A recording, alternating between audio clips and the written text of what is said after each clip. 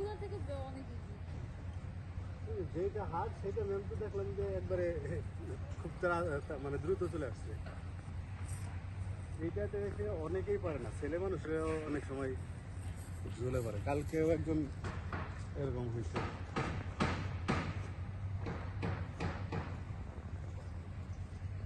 আমি দেখো টায়ারের 3টা বাদ দিয়ে পুরোটাই একসাথে কমপ্লিট করছে। টায়ারটা কিন্তু ট্রাই করলে পারতো, উনি হয়তো বুঝে না টায়ারটা ইজি আছে।